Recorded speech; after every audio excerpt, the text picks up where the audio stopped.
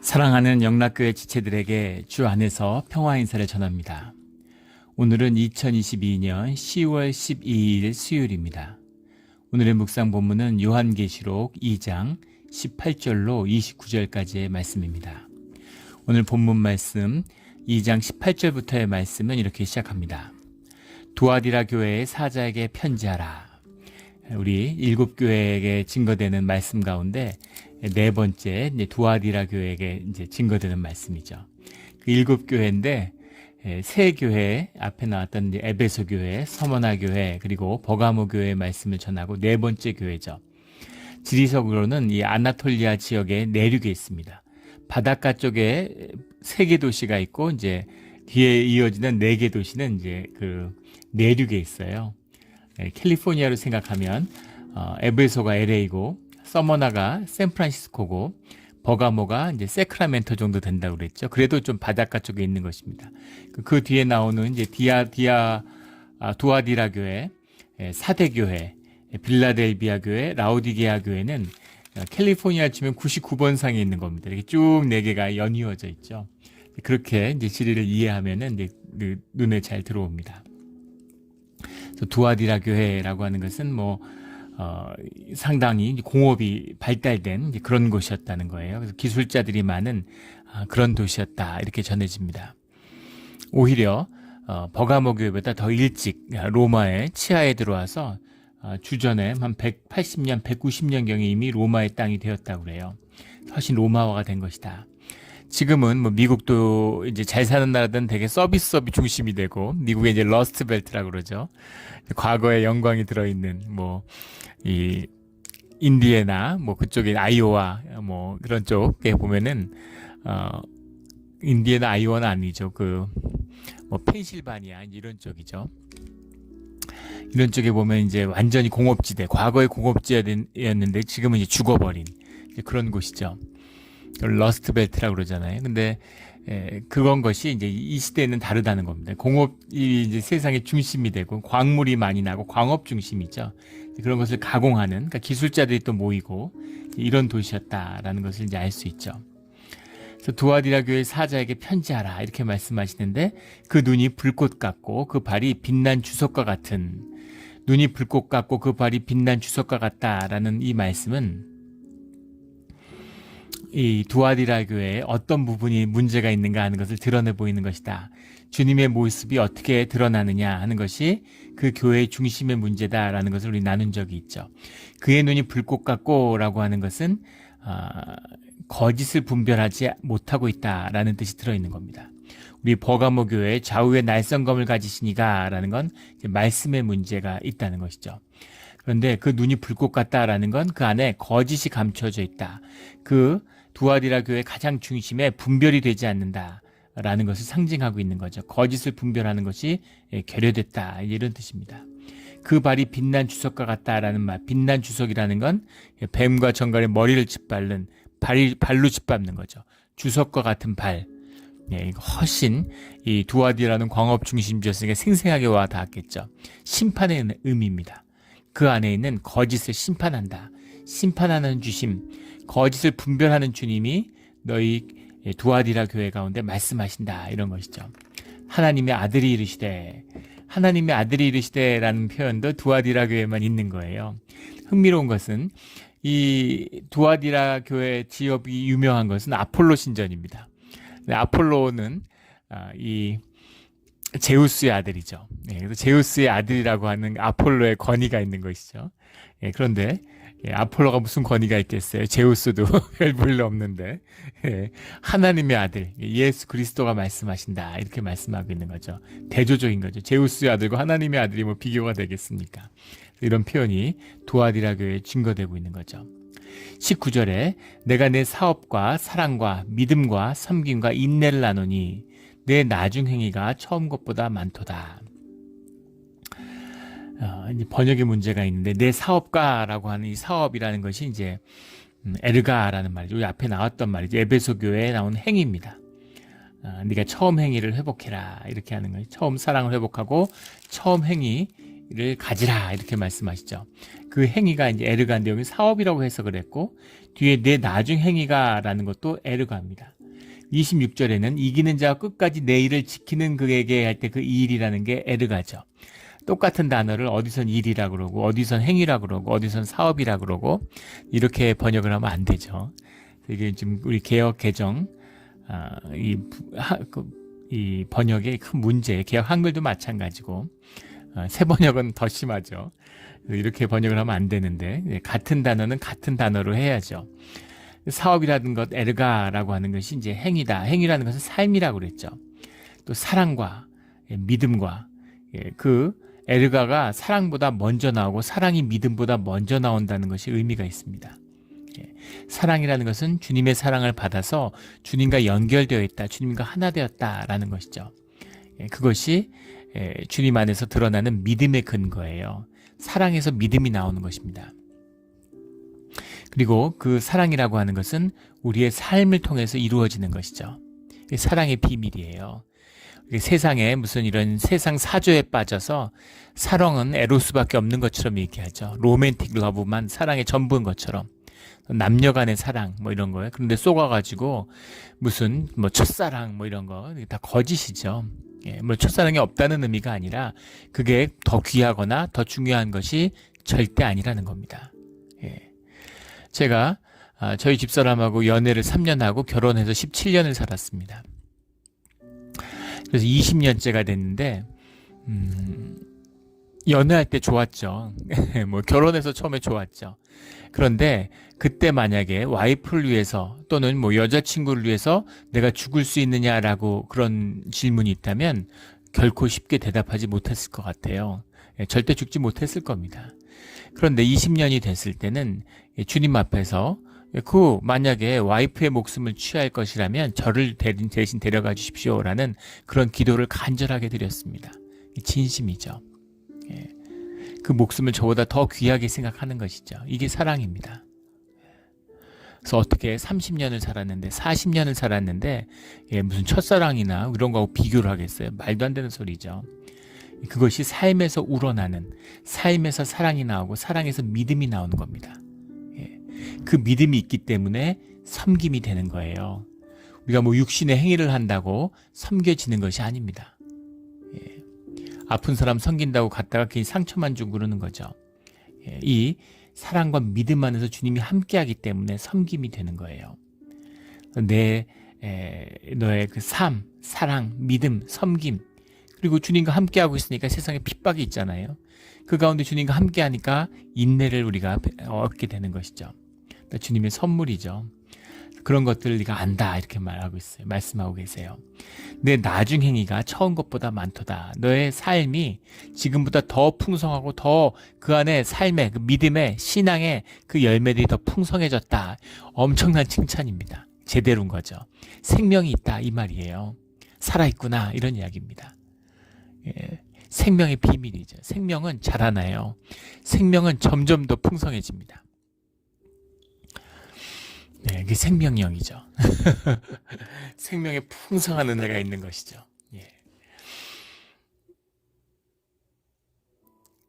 그래서 자라나는 겁니다. 내 나중 행위가 처음 것보다 더 많도다 이렇게 말씀하고 있는 거죠.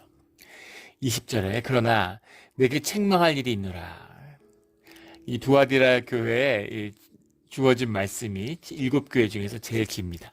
근데 제일 긴 이유는 이 가운데 이 무려 5절이 이사벨에 대한 이야기예요. 내게 책망할 일이 있는데 자칭 선지자라 하는 여자 이사벨을 내가 용납함이니.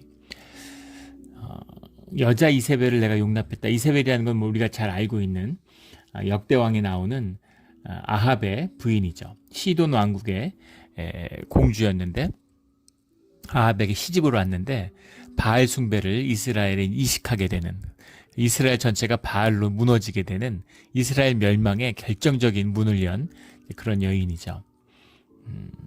그리고 아합을 움직여서 악한 일들을 많이 행했습니다. 이세벨이라고 하는 것은 이 아합의 이제 그 왕비를 지칭하는 것이지만 동시에 모든 이단과 그런 모든 음행과 이런 그 우상 숭배와 악의 길을 상징하는 그런 표상이 되는 것이죠. 니골라당이 있다 이렇게 얘기할 때처럼 그런 걸 상징하는 그런 의미입니다. 여자 이세벨을 내가 용납했다라고 얘기하는데 용납했다는 게 무슨 말일까? 이 말에 대해서는 이사벨에 대한 교회 징계가 있었어야 되는데 이제 그것을 하지 못했다. 그러니까 아마 뭐 깊이 공동체에 묶여 있는 이제 그 공동체에서 중요한 역할을 하는 그런 사람이었을 것이다라는 걸 짐작할 수 있겠죠. 또는 이세벨이 뭐 이단을 숭배하는 이단 종교의 그런 그 무녀였을 것이다. 뭐 이렇게도 이야기를 하는데 그랬을까 싶지는 않습니다. 만약 그랬다 하면 교회 공동체에 용납하지는 않았겠죠. 그 자체는 안 됐을 것입니다. 그런데 뭔가 이 여인이 굉장히 뭐 영적 은사 같은 게 있었겠죠. 마귀의 은사가 있었을 것이고 또 뭐 말도 잘하고 신학적으로도 밝고 뭔가 그런 신비를 간직한 뭐 그런 여인이었겠죠. 그러니까 그 여인의 영향력이 있는 거죠. 그래서 그가 내 종들을 가르쳐 꿰어 행음하게 하고, 가르쳐라는 게 디다스케이라는 말인데, 이 종들을, 내 종들이에요. 주의 자녀들입니다. 그런데 그들을 꿰어서 하고, 야, 우리 좀 이런 것 좀 해보자. 왜 우상숭배 다 먹고 제사에 바쳐진 음식 다 먹는데 우리는 왜 그런 거 못 먹어? 우리도 그런데 가서 좀 먹자 이렇게 얘기하고. 두아디라 지방의 특징은 공업인들, 이 공업을 한다는 사람이 혼자 일하는 사람이 없지 않습니까? 지금도 마찬가지죠. 지금도 노동계 중에서 노조잖아요. 노조가 가장 강력한 게 제조업이죠. 제조업이라는 건 사람들이 여럿이 협력해서 일을 해야 되니까 그 동업조합이 발달하게 돼 있어요. 동업조합이 발달하니까 동업조합이 발달한다는 같이 일을만 해서 사람들이 조합이 강력해질까요? 같이 친교도 나누고 사람이 모이는 거고 사람이 하나 된다는 게 삶을 나누는 거잖아요. 당연히 회사 같은 데 있으면 요즘에는 이제 정보통신 같은 게 발달하니까 그런 게 쇠퇴하죠. 집에서 일하고 뭐 개인적으로 컴퓨터 보면서 일하고 옛날에 제조업 같은 거라고 중간 관리직들도 관리업을 하니까 이제 그런 아주 결속력이 강하고 회식이 많았죠. 옛날에는 회식을 많이 하고 근데 요즘은 회식이 사라졌다 그래요. 한국도 점점 사라진답니다. 같이 밥 먹는 거죠. 이런 것처럼 동업조합에 흥하니까 이 두아디라 지역에서는 파티가 많았다는 겁니다. 같이 모여서 밥 먹는데 밥 먹으면서 여성을 이제 취해서 또 그 당시 이제 성윤리 이런 것이 이제 약한 시절이잖아요. 로마 시대의 성적 타락이라는 건 아무리 지금 타락한 나라들 뭐 상상도 할 수 없는 일입니다. 뭐 입에 담기도 민망할 정도로 엄청나게 성적으로 타락해 있었죠. 동업조합끼리 모여서 술 먹고 음식 먹고 뭐 하겠어요. 그러니까 그 행음이라는 게 대단했다는 거죠. 근데 야 세상에 사람도 그렇게 즐겁게 사는데 왜 우리는 그런 거 못해? 우리도 한번 해보자라고 단순한 꾀임이 아니라 그들을 가르쳤다는 것이죠. 뭘 가르쳤을까요? 그것을 신학적으로 변증했다는 겁니다. 야, 죄가 많은 곳에 은혜가 많아. 야, 그런 거 육체를 더럽힌다고 해서 영이 더럽혀지니? 그런 거 아니야. 세상 사람들하고 섞여서 살아야지. 하나님이 세상을 사랑하셔서 독생자를 보내주셨는데 세상을 왜 배척하고 세상하고 담을 쌓으려고 그래? 왜 유대인처럼 할렘을 만들려고 그래? 아니야. 크리스찬들은 세상과 섞여 사는 거잖아. 이렇게 얘기를 하는 거죠. 예전에 한 장로님이 교도소 사역을 하는 교도관 출신이에요. 교도소 사역을 지금도 이제 열심히 하는 그런 장로님인데 지금은 은퇴하셨겠죠. 근데 그분이 오셔서 간증 집회를 예전에 하시는데 그분이 그런 얘기를 하시더라고요. 교회 어릴 때부터 다녔대요. 주님을 인격적으로 영접하기 전에 종교인인 거죠. 그래가지고 뭐 주일날은 열심히 교회 가서 일하고 뭐 청소하고 열심히 하고 그 다음에 주중에는 밤마다 교도관들하고 어울려가지고 막 술 먹고 뭐 놀러 다니고 뭐 노름하고 막 그랬다는 거예요. 자기 노름을 기가 막히게 하는데 자기를 보고 교도소장이 진짜 크리스찬은 다들 너처럼 돼야 된다고 그랬다는 거예요. 회사 일도 직장 일도 완벽하게 하고 주말엔 교회 가서 열심히 하고 근데 그게 교회 안 다니는 것보다 더 나쁜 거라는 것이죠. 이게 성경의 가르침입니다. 교회 안 다닌다고 주님이 벌 주지 않으세요. 그런데 그런 이원화된 교회를 더럽히는 짓을 하면 주님이 반드시 벌을 주신다 이렇게 말씀하고 계시는 겁니다. 이게 이세벨의 가르침인 거죠. 가르쳐 꿰어 행음하게 하고 그러니까 영적 영향력이 있다는 거예요. 교회가 이런 이세벨 때문에 이스라엘이 망한 거죠. 말이 됩니까? 이방 여인 한 명이 시집 왔다고 이스라엘이 망하다니. 이세벨이 아무리 뛰어나다고 해도 한 나라를 망하게 할 수 있겠어요? 이스라엘 뒤에 있는 권세가 있는 거죠. 이스라엘을 붙들고 있는 권세가 있는 겁니다. 그 권세가 이 교회 안에 들어와서 그 문을 연 것이 이세벨이고 또 이세벨을 용납한 것이 교회의 공동체였다라는 것을 주님이 책망하고 계시는 거죠. 이들이 들어와서 행음하게 하고 우상의 제물을 먹게 하는도다. 21절에 또 내가 그에게 회개할 기회를 주었을 때 자기의 음행을 회개하고자 하지 아니하는도다. 그래서 그 행음과 죄악하는 것에 회개의 기회가 주님 안에서 주어졌다는 거죠. 교회 공동체 안에 주어졌는데 돌이키지 않았다는 겁니다. 그래서 그가 교회의 일원이었음을 분명히 알 수 있는 거죠. 근데 그를 회개할 기회라는 건 교회에 징계가 있었을 것이다 라고 보는 겁니다. 그런데 공동체가 징계하지 못한 거예요. 100년 전에 평양노회, 한국의 교회가 처음 시작된 북한 이북 지역이잖아요. 평양노회에서 기록에 보면 300번 이상의 징계가 있었습니다. 근데 그 징계 내용에 보면 놀라워요. 담배 피웠다가 징계받은 사람도 있고 딸이 이혼했다가 징계받은 장로가 있습니다. 성경의 말씀대로 진짜 문자적으로 한 것이죠. 그게 옳다 그르다의 문제가 아니라 그만큼 경건함에 대한 각별함이 있었다는 겁니다. 그런데 요 몇 년 사이에 한 10년은 됐지 않았을까 싶어요. 한국에 우리 교단도 마찬가지, 우리 교회 시스터 교단이 예수에 대한 예수교 장로회를 보십시오. 징계가 1년에 한 건도 없다는 거예요. 교회가 몇만 개인데, 교회가 몇백 개 되던 시절에 그렇게 징계가 많았는데 몇만 개가 됐는데 징계가 교단 전체, 노회가 아니라 총회에 하나도 없다는 겁니다. 있을 수 있을까요? 진짜 다 성화가 되고 교회가 너무 깨끗해서 그래서 징계할 일이 없는 걸까요? 교회가 징계를 못하는 겁니다. 권위도 없고 교회 중심도 잊어버리고 다 타락하니까 누가 누구를 징계합니까? 엉망진창이 된 것이죠. 이게 오늘날 우리 개신교의 모습이에요. 비참한 것입니다. 맨날 모여서 뭐 사람이 많이 모이네, 교인이 더 많이 오네, 덜 오네, 뭐 이런 얘기하고 헌금이 많이 들어오네, 덜 들어오네, 이런 소리는 하고 있는 것이죠. 뭐가 중요합니까? 이 초대교회들 핍박 속에서 몇 명 모이지도 않았어요. 가정에 모이던 소규모의 공동체들이었습니다. 온갖 핍박에 시달리고 순교자가 나왔어요. 근데 신앙의 순결을 지키고 로마 사회를 뒤집어 버렸습니다. 이것이 주님이 주시는 신앙의 권세죠. 이 권세를 잃어버린 거예요.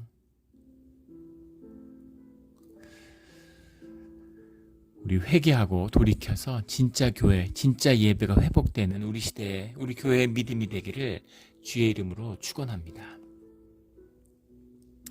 22절에 볼지어다 내가 그를 침상에 던질 터이요. 침상이라고 했는데 침상이라는 게 여러 가지 중의적인 뜻이 있을 수 있습니다. 클리넨이라는 말인데 클리넨이라는 말이 클리노라는 말에서 나왔어요. 클리노라는 말은 이제 구부린다 원래 이런 뜻입니다. 영어로 하면 to bend죠. 근데 여기서 이제 뭐 쉰다라는 rest 이런 뜻도 나오고 이것이 이제 상이 되는 거죠. 테이블도 되고 테이블이라는 뜻에서 침대도 돼, 베드도 되지만 동시에 제단도 되는 거죠. 알타가 되는 거죠. 여러 가지 뜻이 있어요. 그래서 그를 침상에 던진다라는 것에 여러 가지 중의적인 뜻이 있는데 병을 내린다 이런 뜻일 수도 있습니다. 그를 그 병원에 누워 있는 아파서 누워 있는 곳에 던진다 이런 말씀도 있을 수 있고 그 다음에 그에게 이제 죽음을 내린다 이런 뜻도 될 수 있겠죠. 그 다음에 던질 터이다라고 하니까 그 우상숭배 재단에다가 집어 던진다. 뒤에 질긋을 깨트린다라는 표현이 나오는데 완전히 산산조각이 나도록 그 우상 위에다 그를 던져버린다. 이런 표현도 될 수 있습니다. 그를 침상에 던질 터이요.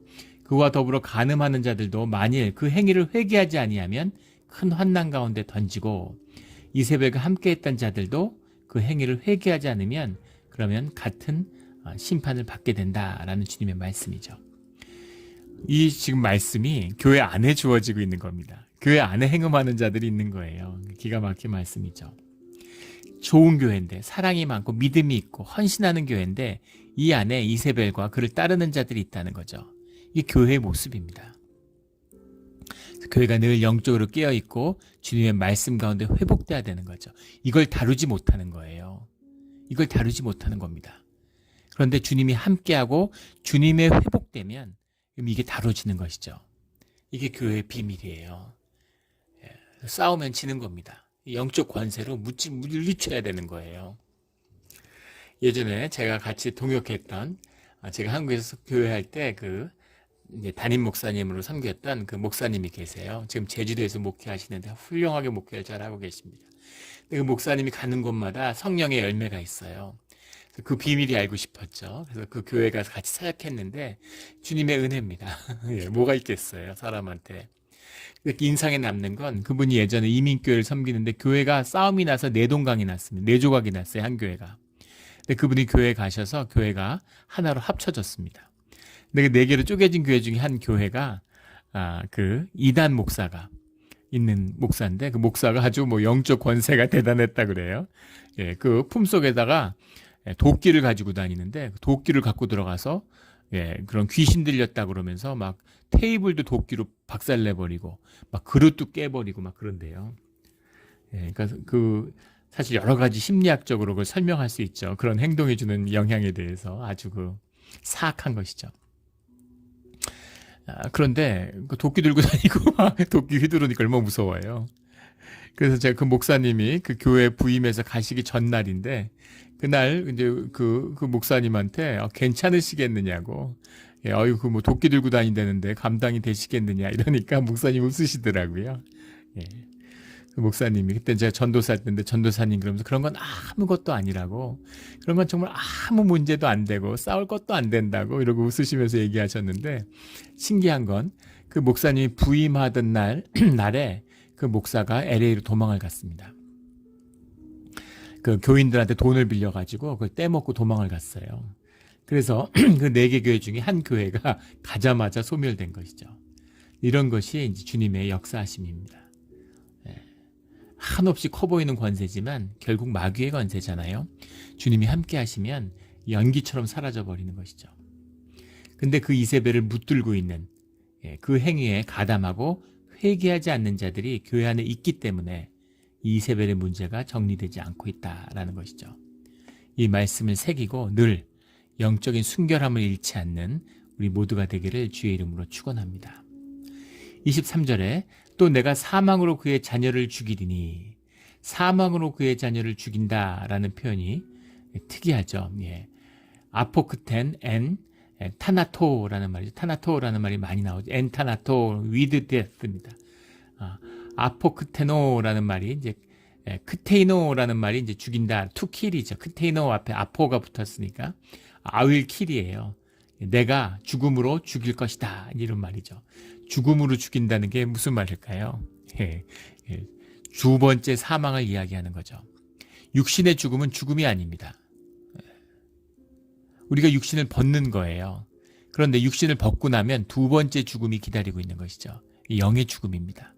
육의 죽음이 아니라 영의 죽음이 기다리고 있는데 완전한 사망이죠. 완전한 사망으로 그의 자녀를 죽인다, 이렇게 얘기하는 거죠. 그의 자녀라고 하는 것이 이제 테크나 아우테스라는 말인데, her children이죠. 아우테스라는 게 그녀의 her 이런 거고, 테크나라는 게 이제 테크노라고 하는데, 테크노라는 말이 틱토라는 말에서 왔죠. 틱토라는 게 출산하다, give a birth예요. 그래서 테크나라는 말, children이죠, 영어로 하면. 근데 그의 자녀라고 했기 때문에 그의 자녀들, 그래서 이세벨과 음행을 해서 뭐 이세벨이 난 애가 있었을 것이다, 이거 상상력의 발현이죠, 이렇게 해석하는 분도 봤어요. 그런 주석도 있습니다. 그래서 행음을 하는데 행음의 주체가 이세벨이었기 때문에 이세벨하고 행음을 해서 이세벨이 자식이 있고 그 내연 관계인 거죠. 그래서 이세벨을 못 끊어냈을 것이다. 근데 이건 너무 나간 거고 억측이고 근거가 없습니다. 그의 자녀라는 건 이세벨을 따르는 자들이란 뜻이겠죠. 이세벨의 잘못된 가르침을 따르는 자들, 나름 스피리추얼 리더잖아요. 그 영적 영향력을 받은 자들, 그의 가르침을 받고 있는 자들, 영향하에 있는 자들을 의미하는 것이죠. 그에게 속한 자들, 이런 뜻입니다. 그의 자녀들, 이세벨의 음행을 하면서 교회 안에 있는 자들은 두 번째 죽음을 맞이한다. 교회 안에 있어도, 교회 멤버라도, 이런 말이죠. 오늘 현대교회가 새겨할 말씀입니다. 교회가 타락하니까 무슨 교회 멤버십만 있으면 구원받았다는 식으로 거짓 복음을 막 퍼뜨리죠. 교회 안에 있는데 주님이 사망으로 죽이겠다 이렇게 말씀하고 계세요. 이것이 주의 자녀가 교회 가운데 회복돼야 될 모습입니다. 회복돼야 되는 거예요. 이걸 끊어야 되는 것입니다. 모든 교회가 나는 사람의 뜻과 마음을 살피는 자인 줄 알지라. 모든 교회, 그러니까 이것이 단순히 두아디라 교회에 관한 것이 아니라 모든 교회, 보편적인 교회가 사람의 뜻과 마음을 살피는 주님이 그런 분인 것을 알아야 된다라는 것이죠. 그 중심을 알고 있다라는 겁니다. 뜻이라고 해석한 게 이제 네프로스라는 건데 영어로 하면 키드니죠. 콩팥이에요. 근데 이 시대에는 가장 사람의 내밀한 곳, 가장 깊은 곳에 영이 머문다고 생각했기 때문에 그래서 이 네프로스가 이제 그런 그 뜻, 그 우리의 의식을 이제 의미하는 것이 되는 거죠. 마음이라고 하는 건 이제 카르디아스라는 것인데 이것은 이제 마음이라고 해석했는데 마음보다는 감정, 우리의 정서를 말하는 겁니다. 우리의 생각이라고 하는 것은 환경에 부딪혔을 때 우리의 의식의 반응이죠. 근데 감정이라고 하는 건 우리의 무의식의 반응입니다. 그래서 생각을 살핀다는 건 사실 별 의미가 없어요. 생각은 계속 변합니다. 근데 감정을 살핀다는 건 의미가 있죠. 왜냐하면 우리의 깊은 곳에서 나오는 것이기 때문이에요. 그래서 감정이 뭐 좋다 나쁘다라는 그때그때 움직이는 걸 의미한다기보다는 우리의 무드입니다. 필링이 아니라 무드. 필링도 좀 의미가 있겠죠. 근데 무드, 우리가 어떠한 정서적인 반응을 보이는가라는 것은 우리의 내면을 살피는 중요한 것이 되죠. 중요한 것은 그것을 주님이 그 뜻과 마음을 모두 다 살피는 분이시다라는 거죠. 주님 안에 무슨 거짓이 있을 수 있겠어요? 거짓 없이 주님 앞에 설 수 있는 자가 누가 있겠습니까? 세상의 의인은 한 명도 없는 것이죠. 내가 너희 각 사람의 행위대로 갚아주리라. 그러니까 너희의 삶에 대한 주님의 상급, 보답이 반드시 있다. 계속해서 주님의 자녀들에게 주어지는 말씀이죠. 24절에 두아디라에 남아있어 이 교훈을 받지 아니하고 소위 사단의 깊은 것을 알지 못하는 너희에게 말하노니 다른 짐으로 너희에게 지울 것은 없노라. 사단의 깊은 것이라는 거 하는 게 이제 이사벨의 지혜지, 이사벨의 가르침이겠죠. 뭔가 혹하는 게 있지 않겠어요? 혹하는 게 있는 것이죠. 계시록을 우리 교회에 와서 이제 6년이 지나고 7년째를 맞이하면서 처음 나눕니다. 계시록의 말씀이 뭐 이단의 고향이라고 그러죠. 모든 이단이 계시록에서 나와요. 그래서 계시록을 읽으려면 또 이단의 가르침들을 염두에 둬야 됩니다. 이들이 어떤 거짓을 퍼뜨리는지 또 공부할 게 많죠. 그래서 사실 공부하고 싶지가 않은 거죠. 그런 거 들어서 무슨 유익이 있겠습니까? 그렇지 하지만 그래도 말씀을 증거하려면 도대체 어떤 것이 어디서 잉태되는지를 알아야 되는 것이죠. 이런 것이 이제 계시록을 우리가 준비하고 묵상하는 데 주는 어려움이에요. 근데 뭔가 혹하는 게 있으니까 기가 막히게 푸는 것이죠. 뭐 이단들 가면 이것저것 가져다가 또 대부분은 그 뿌리는 다 유대 신비주의에 있습니다. 카발라 같은 데서 이제 가져다가 이렇게 대부분 이제 조작한 그런 것들이죠. 그 유대 신비주의에서 가져다가 이런 게 뭐 사단의 깊은 거 이렇게 얘기했는데 그런 것을 사람을 현혹하는 거죠. 그런데 딱 보세요. 이 성경이라는 건 아버지가 자녀에게 주는 말씀이잖아요. 제가 우리 애들 셋이 있는데 지금 떠난다고 생각해 보십시오. 근데 아들에게 편지를 남겨요. 근데 그 편지를 다른 삼자가 아이를 내가 키우고 같이 살았는데 누군가 와가지고 그걸 풀어주고 해석해주지 않으면 읽을 수 없게 그렇게 편지를 쓸까요? 애들한테 편지 쓰는데 한국말이나 뭐 영어가 아니라 무슨 뭐 히브리나 뭐 그리그로 써서 애들이 못 읽게 만들까요? 그러지 않겠죠. 무슨 이상한 상형 문자나 신비한 문자로 써서 누가 풀지 않으면 이해할 수 없게 이렇게 만들까요? 아닙니다. 사랑이 있는 자녀라면 누구나 아버지에 대한 기억이 있는 자라면 누구나 알 수 있는 그렇게 쉬운 글로 써지는 것이죠. 지식이 아닙니다. 마음인 것이죠. 우리 믿음이고 우리 신앙입니다. 신앙의 눈이 열리고 마음이 열린 사람들은 그냥 말씀을 그대로 품어버리는 거예요. 말씀이 그냥 들어와서 그냥 이해가 돼버리는 거죠. 그런데 이거를 뭐 신학으로 푸니까 뭐 이게 어떻고 저게 주석이 수십 가지가 되고 뭐 난리가 나는 거죠. 그런 의미가 있는 것입니다. 그것도 뭐 의미는 있겠죠. 또 나름의 뭐 지식이 의미가 아주 없다고는 할 수는 없겠지만 그것이 주님의 참된 뜻을 밝히는 것은 아니라는 겁니다.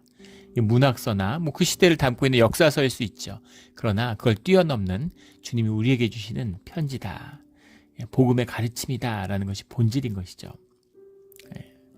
25절에 다만 너희에게 있는 것을 내가 올 때까지 굳게 잡아라. 칭찬의 말씀이죠. 너희에게 이미 주어진 것, 있는 것을 내가 올 때까지 굳게 잡아라. 이렇게 말씀하고 있습니다. 굳게 잡으라 라고 해석한 이 말씀이 크라테사테라는 말인데, 크라테사테라는 말의 원형이 크라토스라는 말이에요. 스트롱 이런 겁니다. 영어로 하면 강하다. 그러니까 내가 올 때까지 너희가 굳건해라, 뭐 이렇게 담대해라, 뭐 이렇게도 해석할 수도 있겠죠. 그런데 이 굳게 잡으라라는 크라테사테라는 말이 명령형이에요. 단순 과거 명령형입니다. 이게 무슨 의미냐면 단회적인, 일회적인 의미가 있다는 거죠. 그래서 꼭 잡고 있어라 라는 뉘앙스가 아니라 제대로 잡아라 이런 말입니다. 제대로 잡아서 놓치면 안 돼 이런 말이죠. 이런 잡을 때 제대로 잡아, 알려면 제대로 알아 이런 의미가 들어있는 거죠. 이것이 굳게 잡아라 크라테사테의 의미입니다. 26절에 이기는 자와 끝까지 내일을 지키는 자, 내일이라는 것이 이제 에르가라고 앞에 나왔던 이제 뭐 사업, 행위 그 뜻이죠. 이기는 자와 내 삶이라고 하는 건 주님과 함께하는 삶, 주님과 동행하는 삶을 의미하는 거죠. 그 길 가운데 떠나지 않는 자, 그가 누굽니까? 이기는 자죠. 끝까지 주님과 동행하는 자가 이기는 자고, 이 이기는 자가 크리스찬이에요. 계속해서 계시록에 나오고 있는 믿음의 비밀이고, 이게 진정한 신앙의 비밀입니다. 세상을 이긴 자들이에요. 우리가 세상을 어떻게 이깁니까? 주님이 함께하니까 이기는 것이죠. 교회가 어떻게 세상을 이깁니까? 주님의 몸된 교회고 주님이 이곳에 임하기 때문이죠. 무슨 종교기관이고 아무 의미 없는 것입니다. 주님이 함께하느냐 함께하지 않느냐 그 차이죠. 이기는 자와 끝까지 내일을 지키는 그에게 만국을 다스리는 권세를 주리니, 만국을 다스리는 권세라고 하는 게 엑소신, 에피톤, 에트노라고 하는 건데, 에피라는 게 over 이런 거죠. 톤 이런 게 이제 정관사 더입니다. 에피톤, 그럼 over the ethno라는 게 nations죠. 모든 나라를 다스리는 엑소신, 권세라는 게 영어는 authority죠. 권세를 주신다. 만국을 다스리는 권세, 그 권위, 주님이 갖고 계신 권위잖아요. 예수님이 받으신 그리스도의 권위를 우리에게 주신다. 이런 의미입니다. 엄청난 것이죠. 그가 철장을 가지고 그들을 다스릴 질긋을 깨트리는 것과 같이 하리라. 철장이라는 것이 이제 라부도 시데라라는 말인데, 시데라라는 것이 이제 아이런 철이고, 라부도라는 게 이제 로드입니다. 왕이 들고 있는, 이 왕들이 보면 이번에 뭐 영국 왕 대관식 하는 거 이런 거 보셨나요? 우리 기둥 같은 거 로드를 들고 있죠. 근데 이것이 뭐 보통 이제 금칠을 한 상징적인 의미로 들고 있는데, 철장을 들고 있다. 쇠몽둥이에요. 쇠몽둥이를 가지고 있다라는 건 이제 징계와 심판의 의미가 있는 거죠. 그냥 폼으로 들고 있는 게 아니라 실제로 쓴다는 얘기입니다. 이 쇠몽둥이로 그 질그릇을 깨트리는 것 같이 그렇게 한다. 근데 기가 막힌 건 그들을 다스려 질그릇같이 깨트리는 거, 이렇게 되어 있습니다. 다스려라고 하는 말이 포이넨이라는 데서 말에서 온 건데, 포이마네이라는 말입니다. 포이마네이라는 말이 포이넨이 원형인데, 이 포이넨이라는 말이 이제 셰퍼드, 그 목자라는 말이에요. 양을 다스리는 목자처럼 그렇게 한다는 거죠. 그래서 이렇게 양들을 다스리는 그런 보살핌 가운데 질그릇을 깨트리는 것, 철장으로 질그릇을 깨트리는 것. 그러니까 이 양치기가 이 양치 있는 몽둥이를 들고 있잖아요. 그것을 들고 양을 보살피는 것이죠. 양을 지켜주는 것입니다. 양을 인도해 주는 것이죠. 동시에 질그릇을 완전히 깨트려 버리는 거지. 쇠망치로 그릇을 깨트리는 것처럼 그렇게 철저히 약을 깨트려 버린다. 그런 말씀이죠. 이게 주님 우리와 함께하는 모습입니다. 은혜와 사랑과 긍휼과 심판이 함께하고 있는 것이죠. 이 은혜 가운데 회복되는 우리 모두가 되기를 주의 이름으로 축원합니다. 나도 내 아버지께 받은 것이 그러하니라. 그래서 예수님이 주님 하나님과 삼위일체 하나님 가운데 받은, 이 땅에 오셔서 주님이 100% 인간으로서 사셨잖아요. 100% 하나님이 되셨죠. 그것이 그리스도의 비밀인데 그 그리스도의 비밀 가운데 있는 만국을 다스리는 권세를 이 땅에서 가지셨다는 거예요. 그 권세가 우리의 것이 된다. 이기는 자들에게 그것을 주겠다. 이렇게 말씀하시는 거죠. 예. 세상을 다스려야 되는데 만국을 다스려야 되는데 가정도 못 다스리는 거죠. 예. 오늘 우리의 모습입니다.